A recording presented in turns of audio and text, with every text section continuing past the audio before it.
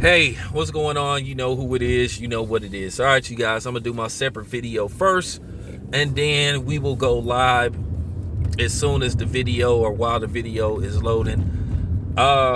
Great fight between Charlo and Tony Harrison. If you was there in attendance, you got your money's worth. Great fight, man. Everything you wanted was there. Excitement, a storyline to it.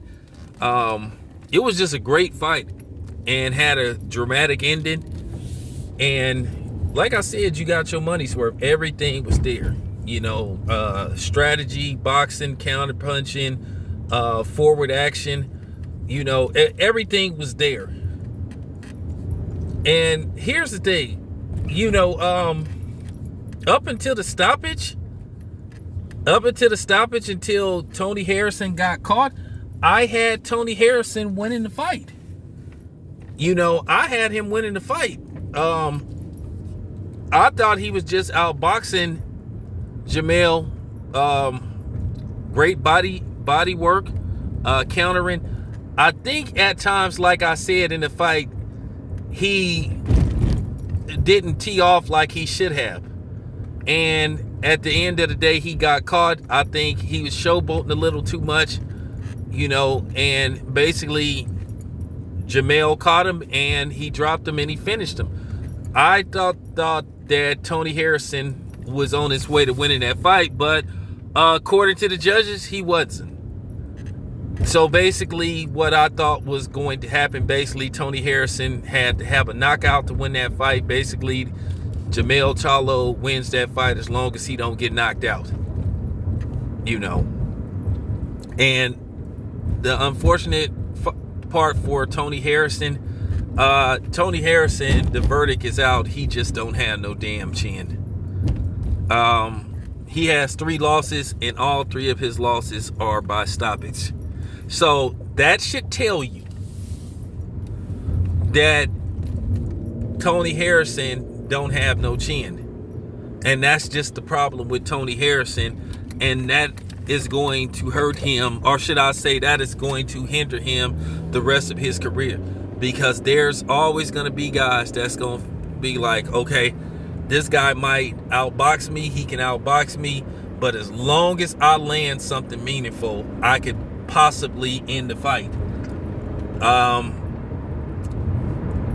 The first fight he lost was ahead on the cards and ended up getting stopped. Jared Hurd, he was ahead on the cards, ended up getting stopped. Charlo, in my book, he was ahead on the cards and he ended up getting stopped. Did Jack Reese pull the trigger at the right time?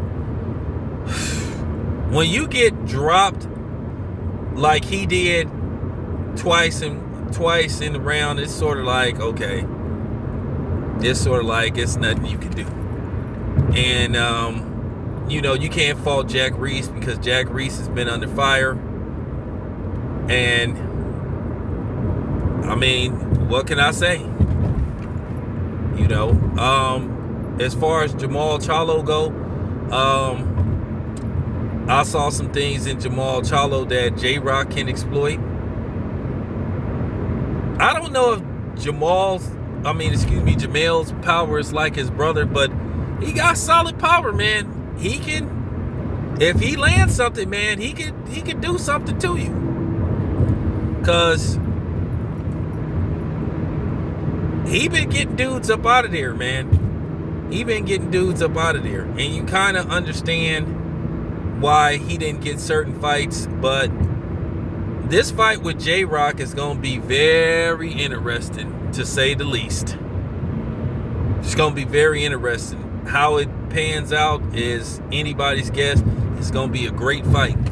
But as far as Tony Harrison go, he just going to have to evaluate the situation. Like, how do you fix a dude who just don't got no chin when he could do everything else well except take a big shot?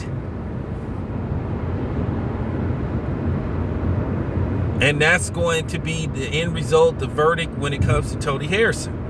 Anybody that fights him it's going to be like, hey, all I need to do is land one punch and it possibly could turn the fight around. You thought maybe earlier in the round, I think the second round, it was just like, okay, he got dropped.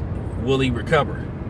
But then he got up from the first knockdown and went on the box relatively well.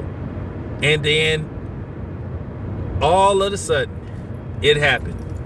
And I think his corner should have told him, like, be careful. He's gonna come out blazing. And I'm gonna tell you right now, I don't think Jamel thought he was winning that fight, because you seen certain looks on his face where he was looking a little discouraged. And he figured, like, hey, I need to get to work. And he got to work. Those last 2 rounds was the deciding factor. So, well, we'll see what happens next. It's your boy Town Biz. I am out.